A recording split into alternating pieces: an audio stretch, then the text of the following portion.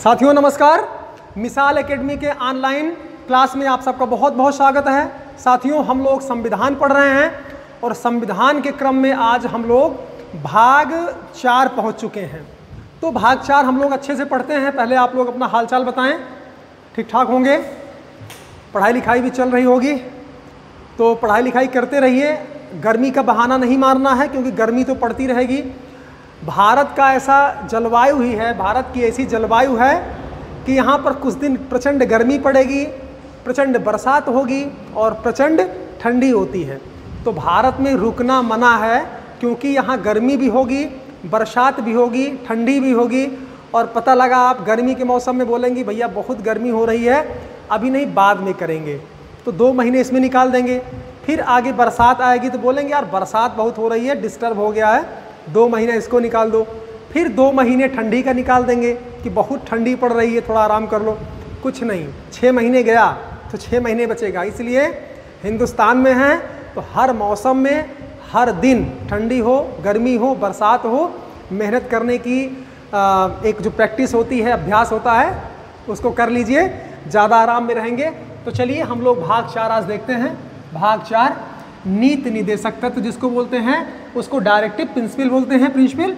तो नीति निदेशक तत्व, नीति निदेशक तत्व, ये आपको पता है अनुच्छेद 36 से 51 तक है। अनुच्छेद 36 से लेकर के 51 तक है, भाग 4 है और लिया गया है आयरलैंड से। आयरलैंड से लिया गया है। अब हम लोग चर्चा करते हैं पहले कि आखिर ये होता क्या है, नीति निदेशक तत्व आखिर कौन सी चिड़िया है। तो आप थोड़ा सा जब संविधान सभा पे जाएंगे तो संविधान सभा में इस बात की चर्चा हुई थी कि मूल अधिकार को कहाँ रखा जाए, किन की बातों को मूल अधिकार में शामिल किया जाए, किन किन बातों को मूल अधिकार से बाहर रखा जाए। तो नीति निदेशक तत्व में ऐसी ऐसी बातें कही गई हैं जो उस समय पूरा करना असंभव था। भारत सरकार यदि इन बातों को मूल अधिकार में शामिल कर ली होती तो शायद बहुत परेशानी का सामना करना पड़ता। इसलिए आपने एक महान व्यक्ति का नाम सुना होगा, sir B.N. Rao. B.N. Rao ने सलाह दिया था कि ऐसा है कि जो आपको पता है कि प्रारूप का निर्माण कौन किया था, प्रारूप का निर्माण इन्हीं ने B.N. राव ने किया था। और प्रारूप पर विचार करने के लिए भीमराव अंबेडकर के अध्यक्षता में एक प्रारूप समिति का गठन हुआ था। तो इन्होंने एक सलाह दिया कि ऐसा है कि जो मूल अधिकार हैं उनको 2 भागों में बांट लिया जाए। एक हो जाएगा अनुच्छेद 12 से लेकर के अनुच्छेद 35 तक, इसको बोलेंगे मूल अधिकार। और दूसरा हो जाएगा 36 से लेकर 51 तक, इसको बोलेंगे नीति निदेशक तत्व। नीति निदेशक तत्व। अब साथियों इसमें दोनों में बहुत बड़ा अंतर है। इसको न्यायालय के द्वारा, सुप्रीम कोर्ट और हाई कोर्ट के द्वारा लागू करवाया जा सकता है और इसको ये लागू नहीं करवाया जा सकता है, लागू नहीं करवाया जा सकता है। जब सरकार की इच्छा होगी, सरकार के पास उचित संसाधन होंगे, सरकार जब क्षमतावान हो जाएगी, अच्छा माहौल बना लेगी, तब धीरे धीरे अनुच्छेद 36 से लेकर के 51 तक को क्रमशः लागू करेगी। यानी इसमें बहुत सारी ऐसी बातें कही गई हैं जो एक लोक कल्याणकारी राज्य, लोक कल्याणकारी राज्य की स्थापना करते हैं, लोक कल्याणकारी राज्य की स्थापना करते हैं। और क्या करते हैं, समाजवादी समाज की स्थापना, समाजवादी समाज की स्थापना की बात होती है। यानी जो सरकार होगी वो लोगों का कल्याण करने का प्रयास करेगी। ये बताइए सरकार करती है कि नहीं करती है? अस्पताल खुले हैं, रोड बनी है, पुलिस व्यवस्था है, शिक्षा व्यवस्था है, इतनी बातें, या अन्य बुढ़ापे में, गरीबी में, बेरोजगारी में महिलाओं को, विकलांगों को बीपीएल, मतलब कितना कितना सरकार सुविधा दे रही है। किसी को वृद्धावस्था पेंशन दे रही है, किसी को आवास दे रही है, किसी को उज्ज्वला योजना के तहत गैस सिलेंडर दे रही है, किसी को उजाला योजना के तहत बिजली कनेक्शन उपलब्ध करवा रही है। तो बहुत सारे काम सरकार कर रही है धीरे धीरे, और यही होता है लोक कल्याण करना। और समाजवादी समाज का मतलब क्या होता है? ऐसा समाज जिसमें सबका बराबर उत्थान हो रहा हो, यानी सब बराबरी से ऊपर उठ रहे हैं। ये बताइए, आरक्षण के माध्यम से या विभिन्न सुविधाओं के माध्यम से समाज के जो पिछड़े रह गए लोग हैं उनको आगे लाने का प्रयास हो रहा है कि नहीं? तो इसी को हम लोग बोलेंगे समाजवादी समाज। और सरकार जो वेलफेयर का काम करती है, लोगों के कल्याण का काम करती है, उसी को कहते हैं लोक कल्याण। अभी जब हम लोग एक एक अनुच्छेद पढ़ेंगे तो आपको एकदम साफ साफ क्लियर हो जाएगा कि 36 से लेकर के 51 तक में क्या क्या है। तो आप देखेंगे इसमें सबसे बड़ी चीज है समाजवादी समाज और लोक कल्याणकारी। और आप देखिएगा सामाजिक और आर्थिक न्याय, सामाजिक और आर्थिक न्याय की बात भी कहाँ कही गई है? इसी नीति निदेशक तत्वों में कही गई है। यानी सामाजिक रूप से और आर्थिक रूप से उत्थान करने का प्रयास किया जाएगा। आगे पढ़ेंगे तो इसमें राजनीतिक न्याय की भी चर्चा है, और सामाजिक आर्थिक राजनीतिक न्याय की चर्चा आप देखेंगे तो प्रस्तावना में भी दर्ज है।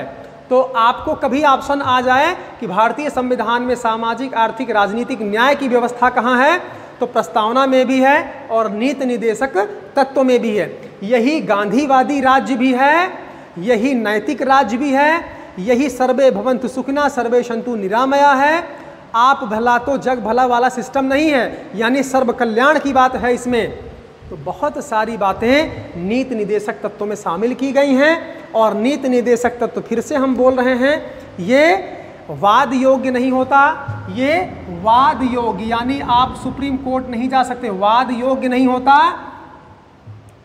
और सरकार को एक नैतिक निर्देश होता है, एक नैतिक निर्देश, यानी सरकार जो भी नियम कानून बनाएगी, जो भी नियम कानून बनाएगी, उस नियम कानून को बनाते समय अनुच्छेद 36 से लेकर के 51 तक को जरूर ध्यान में रखेगी, जरूर ध्यान में रखेगी। अब बातें आपको क्लियर हो गई होंगी कि आखिर नीति निदेशक तत्व क्या है। तो नीति निदेशक तत्व एक नैतिक निर्देश है, एक मॉरल दिशा है, एक मॉरल साइट है जो सरकार को विभिन्न कार्य करने के लिए प्रेरित करती है। तो अब हम लोग एक एक करके पूरा एक एक अनुच्छेद अब देखने का प्रयास करेंगे कि नीति निदेशक तत्व आखिर है क्या, नीति निदेशक तत्व क्या है। साथियों, हम लोग पढ़ाई लिखाई कर रहे हैं। यदि हमसे कोई ऐसी जानकारी लेना हो आप, तो मिसाल एकेडमी के नाम से फेसबुक भी चल रहा है, तो उससे आप जुड़ सकते हैं। और जो भी कोचिंग से संबंधित हम ऑफलाइन भी पढ़ाते हैं, इसी शायद ऑफलाइन में इससे भी शायद बेहतर पढ़ाते होंगे, चूँकि क्लास में तर्क होता है, बहुत अच्छे से वार्तालाप होती है, तो हर बिंदु पे बहुत विस्तार से चर्चा होती है। तो फेसबुक के माध्यम से आप हमसे जुड़ सकते हैं। और अब अगर क्लास के बारे में कोई जानकारी लेना हो, ऑफलाइन क्लास के बारे में कोई जानकारी लेना हो, तो आप ले सकते हैं। तो चलिए हम लोग अनुच्छेद 38 से प्रारंभ करते हैं। अनुच्छेद 36, अनुच्छेद 36 हम लोग जब देखेंगे, अनुच्छेद 36 में आपको बिल्कुल याद नहीं करना है, बस सिर्फ इतना देख लेना है कि राज्य की वही परिभाषा, राज्य की परिभाषा है, राज्य की परिभाषा, राज्य की परिभाषा इसमें कही गई है। इसका मतलब ये होता है कि राज्य क्या है। राज्य वही है जो अनुच्छेद 12 में कहा गया है, यानी राज्य वही है जो अनुच्छेद 12 में कहा गया है।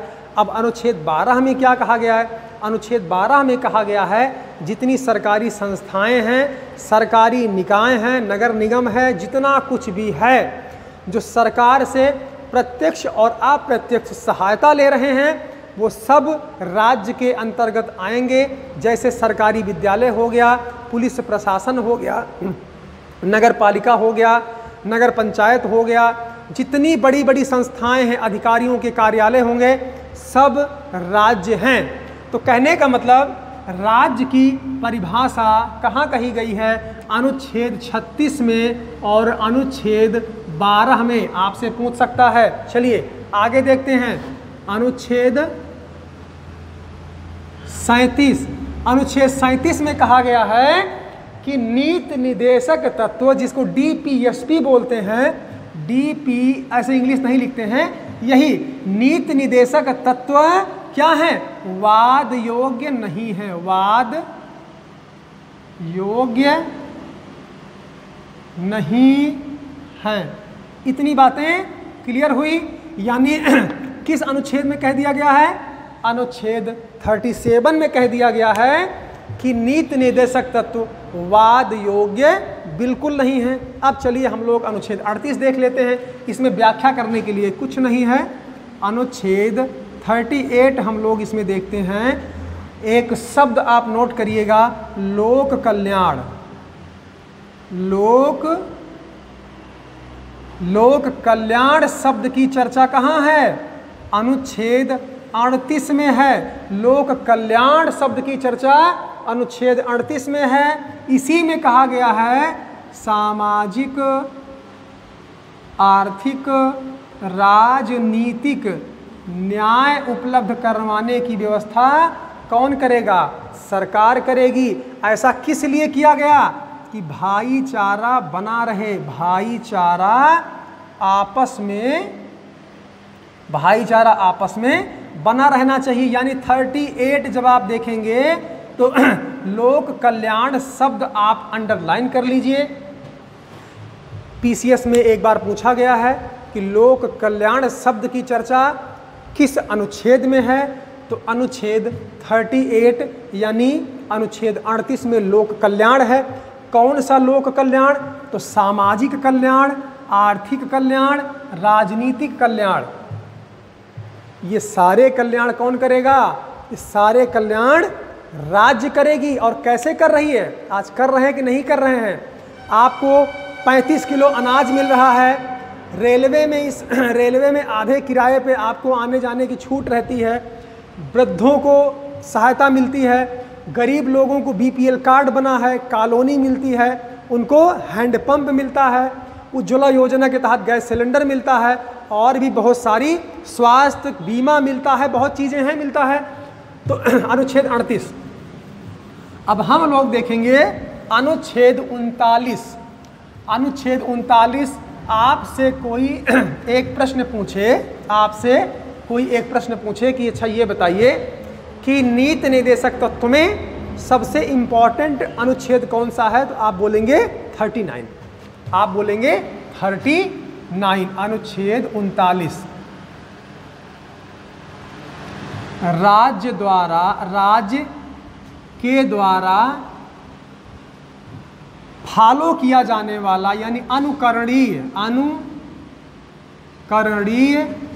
तत्व, यानी कुछ ऐसी बातें कही गई हैं कि राज्य उनको फॉलो करेगा, राज्य उनको फॉलो करेगा। अब देखिए इसमें क्या क्या कहा गया है। इसमें पहला हो जाता है स्त्री और पुरुषों को आजीविका का समान अवसर। यानी 39A में कहा गया है स्त्री हो पुरुष हो उनको आजीविका का समान अवसर दिया जाएगा। अब ये बताइए क्या ऐसा पहले हो सकता था? नहीं हो सकता था। आज भी नहीं है। आज भी कुछ क्षेत्र ऐसे हैं जिसमें महिलाओं के लिए कोई व्यवस्था नहीं है। अभी तक भारतीय सेना में, फौज में बताइए महिलाएं जाती थी क्या सिपाही बन करके? नहीं जाती थी। तो अब उनकी व्यवस्था की जा रही। बहुत सारी ऐसी जगहें हैं, आप देखेंगे तो आपको क्लियर हो जाएगा कि जो भी सरकारी संस्थाएं हैं महिलाओं का प्रतिनिधित्व वहाँ पे बहुत कम है, क्योंकि उस समय ऐसी व्यवस्था नहीं थी। अब हम लोग इसमें बी देखते हैं। बी जो समाज के भौतिक संसाधन होते हैं, समाज के भौतिक संसाधनों का न्यायोचित वितरण किया जाएगा। अब आप बात को समझिए। ये बताइए, बिजली है, पानी है, सड़क है, स्कूल है, कॉलेज है, अस्पताल है, पुलिस व्यवस्था है, ये बताइए ऐसा है क्या पक्षपात नियमता तो नहीं होता है। गलत तरीके से कोई कर ले तो बात अलग होती है। यानी जितने संसाधन हैं उन सब को सबके लिए देने की व्यवस्था राज्य करेगा। ये समझ में आया। अब आगे आप देखेंगे सी, यानी धन का विकेंद्रीकरण। धन का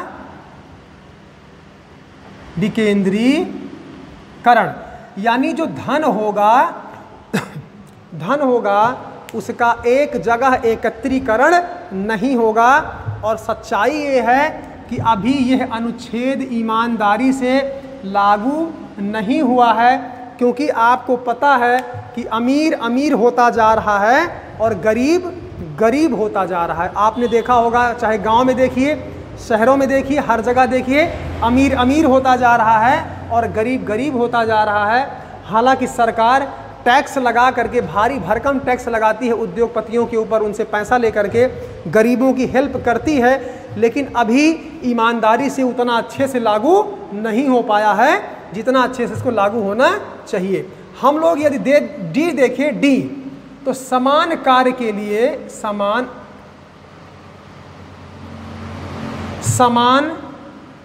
कार्य के लिए समान वेतन के लिए समान वेतन। समान कार्य के लिए यानी यदि महिला पुरुष एक तरीके का काम, एक तरह से काम कर रहे हैं तो उनको समान वेतन भी उपलब्ध होना चाहिए। सरकार ने तो ऐसा कर दिया है, लेकिन अभी भी गांवों में ऐसा नहीं हुआ है। क्यों? क्योंकि आप देखते होंगे तो महिलाओं को पता लगा दिहाड़ी मजदूरी का 150 मिल रहा है तो पुरुषों को 300 रुपये मिल रहा है। यानी अभी भी इसमें कितना है, भेदभाव बहुत हुआ है। तो आप ये देखेंगे कि समान कार्य के लिए समान वेतन की व्यवस्था सरकार तो लागू कर रही है, लेकिन अभी ग्रामीण क्षेत्रों में नहीं हो पाया है। अब इसमें देखेंगे आप ए बी सी डी, आप देखेंगे ई देखेंगे आप तो इसमें पुरुष और स्त्री को कार्यस्थल पर उचित व्यवस्था,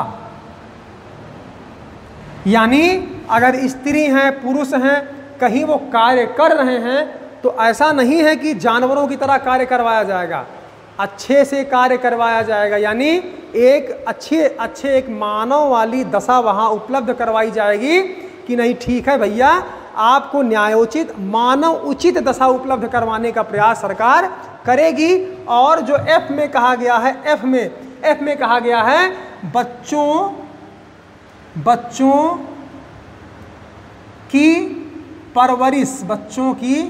परवरिश अच्छे माहौल में होनी चाहिए, अच्छे माहौल में, यानी बच्चों के विकास के लिए ऐसी व्यवस्थाएं उपलब्ध करवाई जाएंगी कि जिससे बच्चों का अच्छा शारीरिक एवं मानसिक विकास हो सके, बच्चों का शोषण न होने पाए।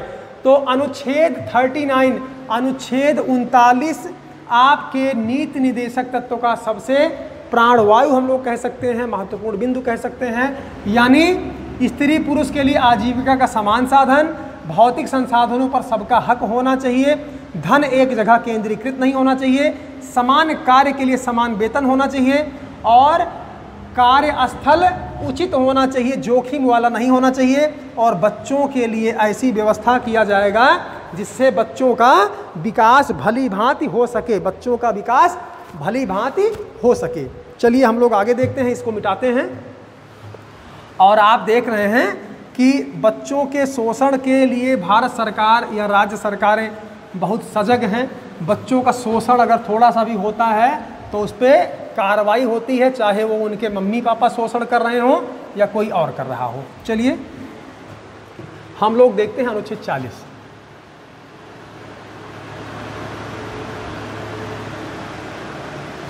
इसमें ग्राम पंचायतों का गठन, यानी गांधी जी के सपनों का भारत। गांधी जी क्या कहा करते थे कि पंचायत व्यवस्था लागू की जाएगी, तो पंचायत व्यवस्था अब लागू की जा चुकी है। आपको पता है 73वां संविधान संशोधन, 74वां संविधान संशोधन करके आज यह लागू है।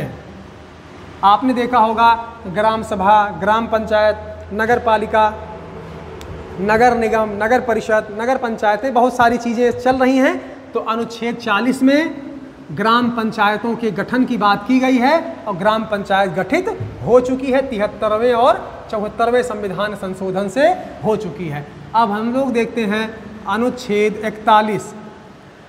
अनुच्छेद 41 जब देखेंगे तो इसमें कहा गया है लोक सहायता। लोक सहायता आप याद करिए, अनुच्छेद 38 में क्या है, वहाँ पर लोक कल्याण, वहाँ पर लोक कल्याण है।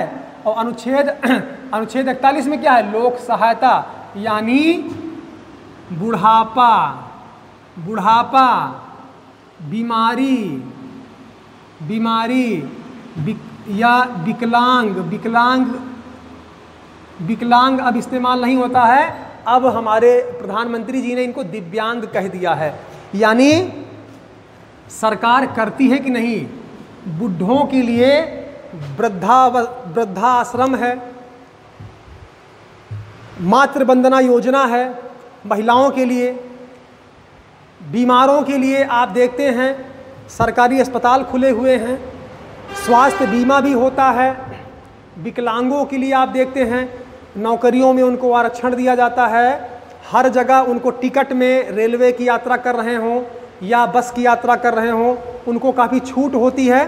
तो बहुत सारे प्रकार के बहुत सारी हेल्प करती है भारत सरकार और राज्य सरकारें। तो जो लोग उतने काबिल नहीं हैं उनकी हेल्प करती है कौन, सरकारें उनकी हेल्प करती हैं। यानी अनुच्छेद 41 आपने देख लिया। एक मिनट, अब हम लोग देखते हैं अनुच्छेद 42।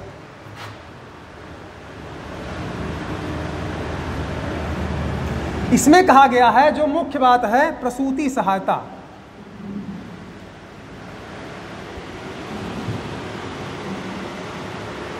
प्रसूति सहायता उपलब्ध करवाएगी कौन, सरकार। अब ये बताइए, जब माँ गर्भवती होती है तब से लेकर के टीके की व्यवस्था होती है, एएनएम के माध्यम से, आशा बहू के माध्यम से, आंगनबाड़ी के माध्यम से गर्भवती महिलाओं को पोषण युक्त आहार दिया जाता है कि जो बच्चा पेट में पल रहा है वो कुपोषित ना होने पाए, उसका अच्छे से परवरिश हो जाए, अच्छे से उसका विकास हो जाए। ये होता है कि नहीं होता है, ये हो रहा है। आप देखते होंगे गांव में कितना भी पिछड़ा क्षेत्र हो वहाँ पर ये सारी चीज़ें हो रही हैं। और मातृ वंदना योजना चल रही है, मातृ वंदना योजना में 6,000 रुपये एक महिला को दिया जाता है गर्भवती होने से लेकर के बच्चा होने तक। ओके, तो 42 में, अनुच्छेद 42 में प्रसूति सहायता की बात कही गई है। अब हम लोग देखते हैं अनुच्छेद 43। अनुच्छेद 43 इसमें कहा गया है उचित मजदूरी।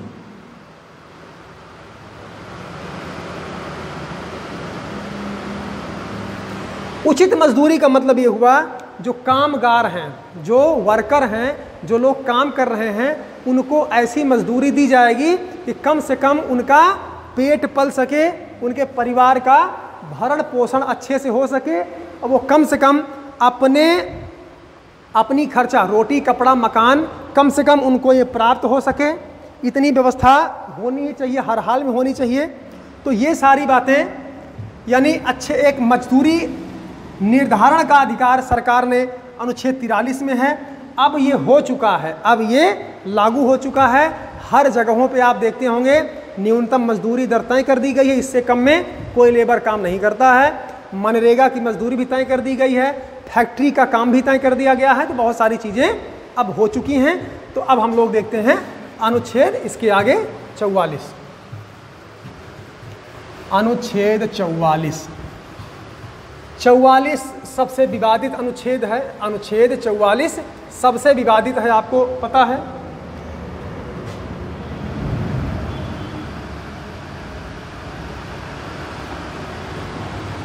समान सिविल संहिता, यानी एक देश एक कानून, अर्थात एक देश एक कानून, एक देश एक कानून। साथियों, जब भारत आज़ाद हुआ है तो ऐसी व्यवस्था थी कि भैया लागू कर दीजिए एक कानून, एक देश एक कानून। तो जब काफ़ी विचार इस पे किया गया तो ऐसा प्रतीत हुआ कि एक साथ एक कानून लागू कर दिया जाएगा तो बहुत दिक्कत आ जाएगी। क्यों?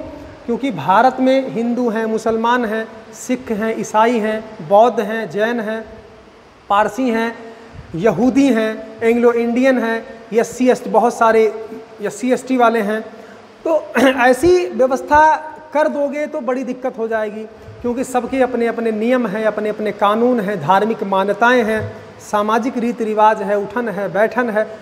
तो भारत सरकार ने कहा चलो ठीक है, जब धीरे धीरे हमारा समाज एक लेवल में आ जाएगा तो हम एक एक देश एक कानून लागू कर देंगे। तो आज आप देखेंगे तो ये व्यवस्था केवल और केवल कहाँ लागू है? गोवा में। ये व्यवस्था केवल गोवा में लागू है। अब आपको पता होगा 3 तलाक, मुसलमानों को कुछ अलग अधिकार प्राप्त हुए हैं। 3 तलाक का हो गया, 4 शादी का हो गया, उत्तराधिकार के नियम उनके कुछ अलग हैं। तो ये सारी चीज़ें उनको अलग कुछ स्पेशल अधिकार प्राप्त हुआ है। तो इस पर काफ़ी दिनों से वार्तालाप हो रही है कि एक सभ्य समाज में ये बताइए, क्या 4 शादी जायज़ है? आज एक शादी, एक परिवार का खर्चा लोग नहीं संभाल पा रहे हैं, तो 4 करना कहाँ तक उचित है? आप खुद बताइए। किसी महिला को, एक मिनट,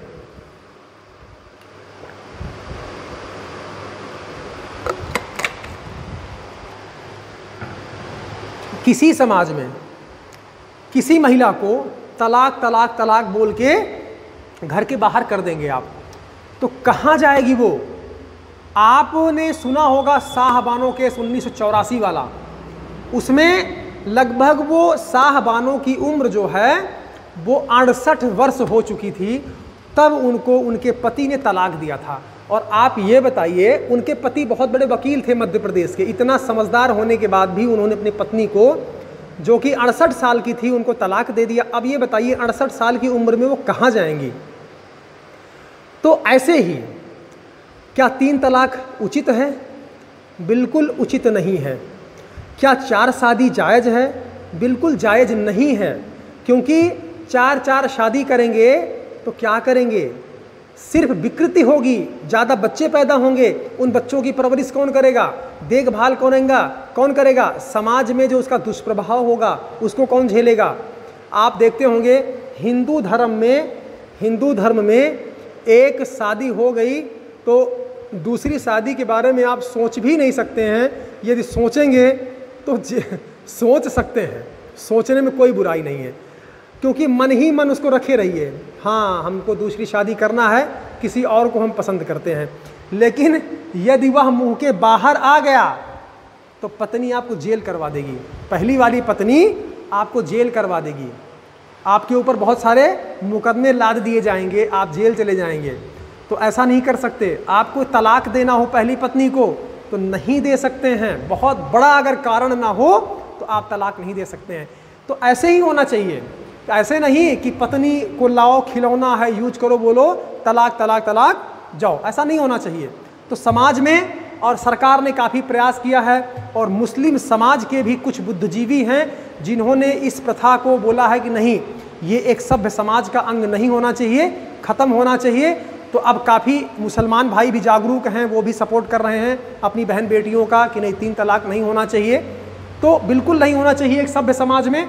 तो अब इसको लागू करने की बात चल रही है, हो सकता है आने वाले कुछ दिनों में लागू हो जाए। तो अनुच्छेद 44 आप याद रखिएगा।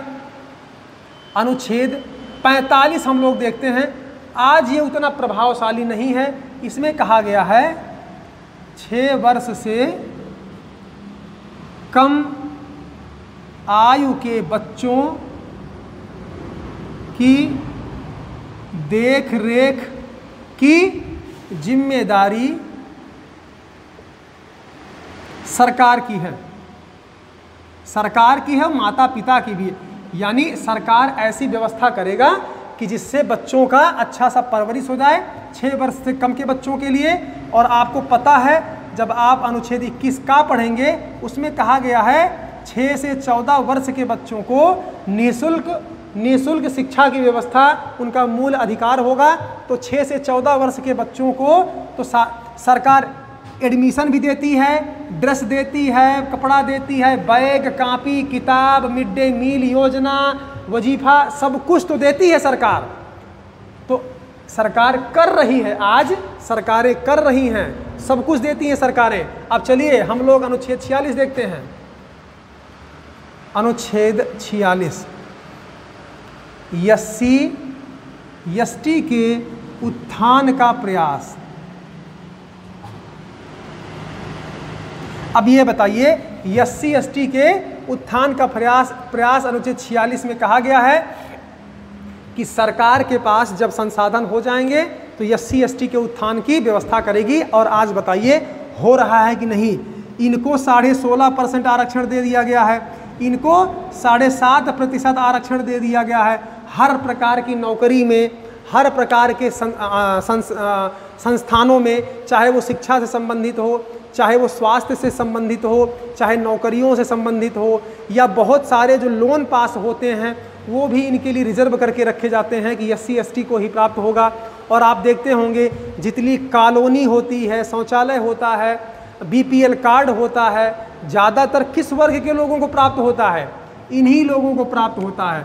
तो आज सरकार कर रही है। और आपको पता है लोकसभा में, विधानसभा में, प्रधानी में, जिला, मतलब हर जगह पर इनके लिए सीटें आरक्षित कर दी गई हैं।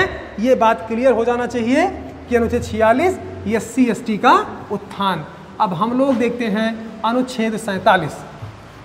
अनुच्छेद 47 में आपको क्या देखना है? अनुच्छेद 47 वेरी मोस्ट इम्पॉर्टेंट है और आपके सामान्य जीवन से भी जुड़ा हुआ है। अनुच्छेद 47 इसमें कहा गया है पोषाहार और मादक पदार्थ पर रोक। पोषक पदार्थ उपलब्ध करवाया जाएगा और इसको रोका जाएगा। आज देखिए भारत सरकार 1 रुपये किलो गेहूं दे रही है, 2 रुपये किलो चावल दे रही है, 3 रुपया किलो दाल दे रही है। और अस्पतालों में विभिन्न प्रकार के विटामिन्स, प्रोटीन और आयरन के कैप्सूल भी दिए जाते हैं। तो पोषाहार यानी बच्चे जब स्कूल आते हैं तो उनको मिड डे मील के तहत भोजन दिया जाता है। यही पोषाहार उपलब्ध करवाने की बात की जाती है और यह गांधी जी का भी प्रयास था। और जब ये देखेंगे मादक पदार्थ पर रोक यानी शराब पर रोक। महात्मा गांधी कहा करते थे कि शराब सबसे बड़ी बुराई है।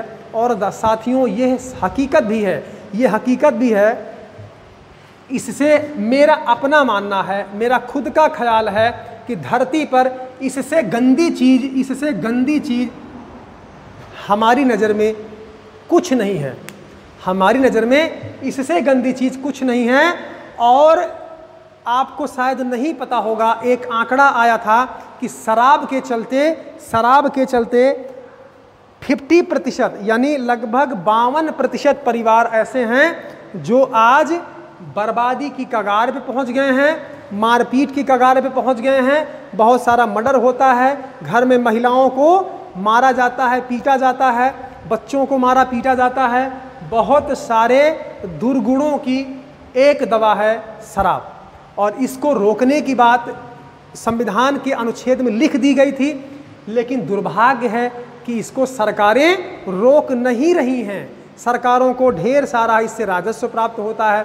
और आपको एक विचित्र घटना घटी होगी, जब लॉकडाउन चल रहा था तो समीक्षा के बाद ये बात हुई कि चलो ठीक है, अब खोल दिया जाए बाज़ार।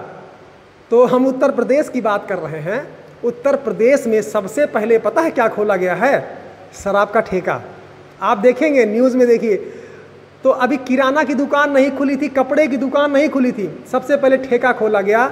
और ठेके पे दारू लेने वाले लोग एक एक मीटर पे बढ़िया खड़े होकर के दारू ले रहे थे, एक एक मीटर पे खड़े होकर के दारू ले रहे थे। और ये दारू की दुकान थी, दारू पीते थे और छक के पीते थे। और फिर शराब में, नशे में आ करके वो कीचड़ में लौटना, सड़क पे लौटना, एक्सीडेंट कर देना, लोगों को गाली देना। और यहाँ हद तो तब हो गई जब शराब पी के लोग कहते थे I am corona, I am corona, corona मेरा क्या करेगा, कोरोना मेरा कुछ नहीं करेगा। शराब पीने के बाद लोग ऐसी चर्चा कर रहे थे। तो शराब अपने आप में एक बुराई है और सब लोग जानते हैं। तो चलिए, अनुच्छेद 47 में इसकी चर्चा कर दी गई थी। अब सरकारें माने या ना माने, अपना वो राजस्व वसूल करते रहें, अपना ज़्यादा से ज़्यादा वो राजस्व लेते हैं। अनुच्छेद 48 ये भी इम्पॉर्टेंट है, कभी भी आ सकता है। इसमें कहा गया है दुधारू पशुओं के वध पर रोक। आप देख रहे होंगे उत्तर प्रदेश में योगी आदित्यनाथ जी ने गायों के रोक पर, मतलब गायों के कटने पर रोक लगा दी है। तो ये चर्चा किस अनुच्छेद में है? अनुच्छेद 48 में है। ये कोई नई बात नहीं है कि दुधारू पशुओं को काटा नहीं जाएगा, ये पहले ही कहा गया है। इसीलिए लोग आप देखते होंगे बकरा का मांस खाते हैं, बकरी का नहीं, क्योंकि बकरी दूध देती है। हालांकि कटने को तो कुछ भी कट सकता है, कटने को इंसान भी काट देते हैं लोग, इंसान को भी लोग खा लेते हैं। इंसान इंसान को खाता है, यानी बहुत चीज़ें खाते हैं। तो वो आप ये मत सोचिएगा कि लिखा कुछ और है, करते कुछ और हैं। हिंदुस्तान में लिखा तो बहुत कुछ है, लेकिन करते लोग अपने मन की हैं। तो और जब पकड़ में आ जाता है तो उनके खिलाफ सरकार कार्रवाई कर देती है, उनको मना करती है। तो बहुत सारी चीज़ें हैं। अनुच्छेद 48 दुधारू पशुओं के वध पर रोक है। अब हम लोग देखते हैं अगला अनुच्छेद, अनुच्छेद 49। इसमें कहा गया है राष्ट्रीय महत्व के स्थानों,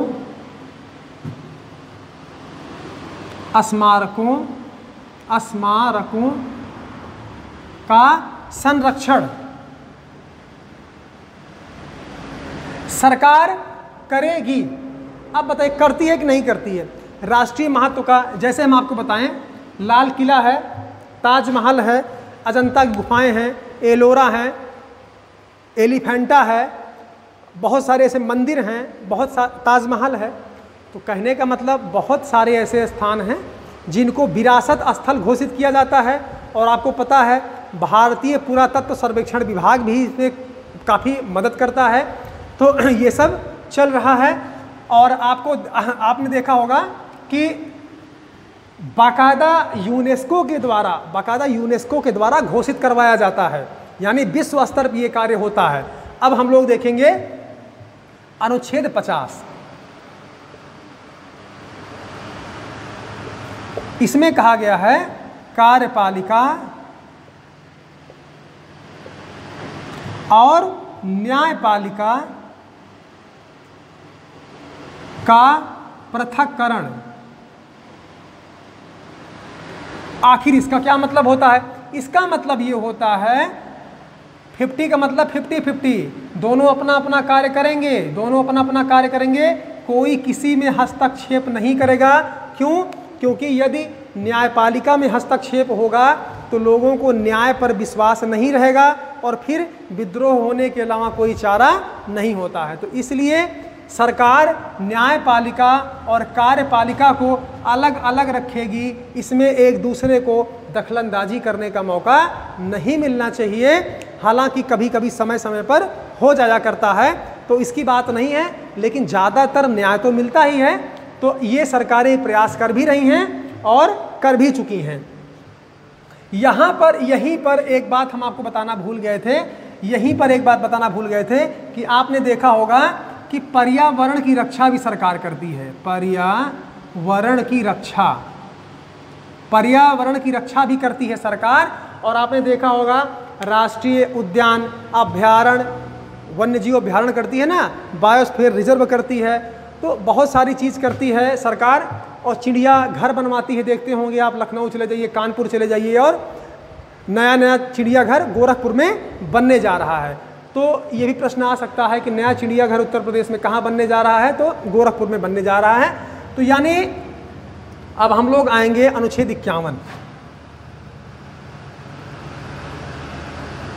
इसमें विदेश नीति, विदेश नीति यानी विश्व शांति,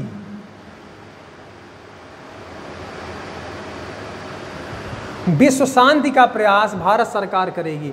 अर्थात इसमें साफ साफ कहा गया है कि भारत सरकार ऐसा कोई काम नहीं करेगी जिससे विश्व स्तर पर माहौल बिगड़े। यानी भारत विश्व में लोगों के साथ संबंध बनाते समय इस बात का ध्यान रखेगी कि उनकी संप्रभुता बनी रहे, संप्रभुता में किसी प्रकार का छेड़छाड़ ना हो। अर्थात भारत हमेशा बड़े भाई की भूमिका निभाने का प्रयास करेगा और निभाते भी हैं। आपने देखा होगा कि नेपाल भी कभी कभी भौंकता है, नेपाल भी कभी कभी भारत को डांट देता है। आप देखेंगे इस बीच नेपाल भी डांट देता है और मौका पाने पे श्रीलंका भी, मालदीव भी। तो कहने का मतलब भारत सॉफ्ट विचारधारा का है। और ये कहाँ कहा गया है? ये कहा गया है अनुच्छेद 51 में, अर्थात सर्वे भवन्तु सुखिना सर्वे सन्तु निरामया। यानी पूरा जो मानवता है, पूरा ब्रह्मांड है, हम सबका सुख चाहते हैं, सबकी भलाई चाहते हैं, सबका कल्याण चाहते हैं। ये किस अनुच्छेद में है? तो अनुच्छेद 51 में है। साथियों, नीति निर्देशक तत्व में हम लोगों ने लगभग जितने बिंदु थे उनको थोड़ा स्पीड में अच्छे से छूटा नहीं कुछ। ये मत समझिएगा कि हम छोड़ के कुछ पढ़ाए हैं, ठीक है, आज थोड़ा जल्दी से पढ़ाए हैं क्योंकि गर्मी साथियों बहुत हो रही है, बहुत गर्मी हो रही है, तो पढ़ाए हैं, अच्छे से पढ़ाए हैं। इसको हल करने के बाद, पढ़ने के बाद आप एक बार प्रैक्टिस सेट उठा करके देखिएगा, एक भी प्रश्न बाहर से नहीं आएगा, चाहे IAS का हो, चाहे PCS का हो, चाहे अन्य वनडे एग्जाम्स हो, इससे बाहर साथियों एक भी प्रश्न नहीं आएगा। चलिए फिर हम लोग अगले वीडियो मिलते हैं। पढ़ते रहिए एकदम मस्ती से, अच्छे से, और खुश रहिए। चलिए दोस्तों, नमस्कार, जय हिंद।